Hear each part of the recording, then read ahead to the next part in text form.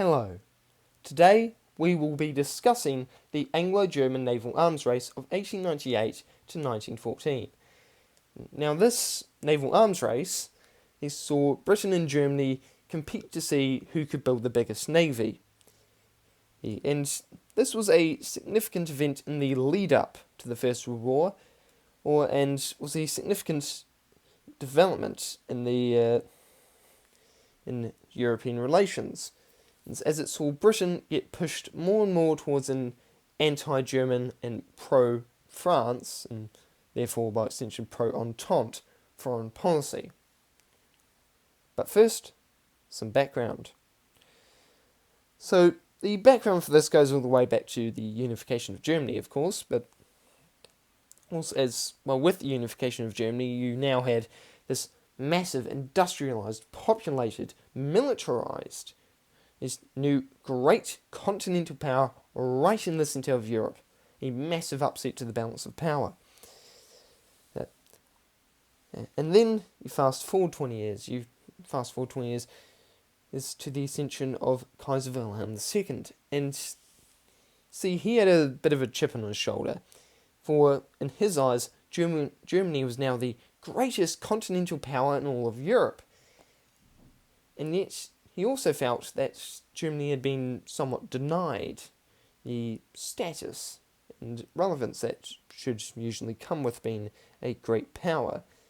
In particular with regards to colonies, he felt that Germany hadn't quite gotten as many colonies as they deserved, which I suppose he has got a point, considering that Germany's colonial empire was roughly the same size as Belgium's when put together. So he desired to expand German power and influence, gain more colonies, but also more territories in Europe, and in his words, is achieve Germany's place in the sun. And this was effectively his foreign policy, the policy of Weltpolitik, which was somewhat of a departure from the Realpolitik pursued by Bismarck, which had sought to just build alliances with a whole bunch of other European nations in order to isolate France. Well, now Wilhelm was seeking to just expand German influence at the expense of a whole bunch of other surrounding nations, which didn't exactly endear Germany to them. And he saw one way of expanding Germany's influence as being competition with the British, as the British were undoubtedly the greatest colonial and naval, and perhaps the greatest economic power at this time. And so he felt that a great way of competing with Britain on the world stage would be to have a big navy. And you see this with the 1898 German Naval Act, which basically set out Germany's policy going forward, which would be to just continuously expand the navy at a rather rapid pace. And the roots of this desire to expand the navy can also be traced back to ocean liners and the ocean liner business. It's the whole ocean liner industry, which Britain had been dominating for decades by that stage, and coming up with many great and powerful ocean liners, including the RMS Teutonic, which took part in the Spithead Naval Review of 1891, which Kaiser Wilhelm II attended, and he was given a tour around the RMS Teutonic, and after being given this tour, he reportedly turned to one of his assistants and said, "We need to build some ships like these." And, that's what Germany ended up doing, building a number of ocean liners, a number of very big and beautiful and very advanced ocean liners like this, the Kaiser Wilhelm der Grosse. And so this was sort of another component and contributing factor towards the naval arms race. But the Anglo-German Naval Arms Race is perhaps best well known for its sort of second half, which involved dreadnoughts. Now, what's a dreadnought? Well, dreadnoughts are all named after this, the HMS Dreadnought of 1906. And this was, in effect, the first truly modern battleship. Yep. And it outclassed everything that came before, as in just about every other naval vessel that preceded the HMS Dreadnought had just been made obsolete overnight.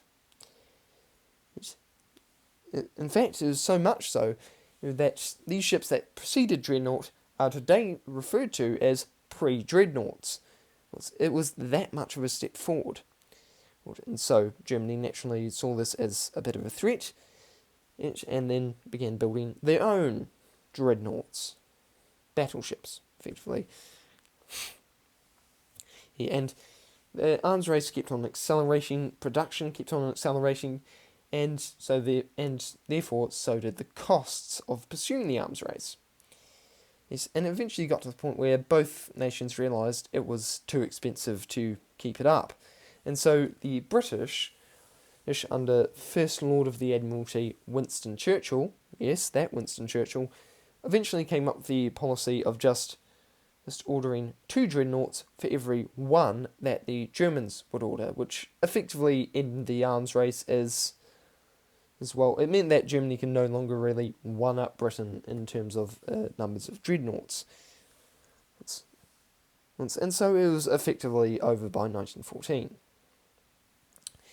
Now, it had a number of wide-sweeping impacts. It severely increased tensions between Britain and Germany, as it saw them compete over naval and therefore also colonial dominance, and inspired quite a bit of anti-German sentiment amongst the British people and government, and therefore pushed Britain against Germany, and in doing so, pushed them towards France, which would eventually cause them to, which would eventually become one of the main contributing factors towards Britain in signing the Entente Cordiale alliance with France in 1904. So, as you can see here in the blue, Britain, France, and Russia against Germany in the red. And so this was a significant event in the development of European relations prior to the First World War, as it saw Britain largely turn against Germany and side with France, which was just yet another factor contributing towards the development of the relations that would eventually lead to World War One. So, thank you very much for watching.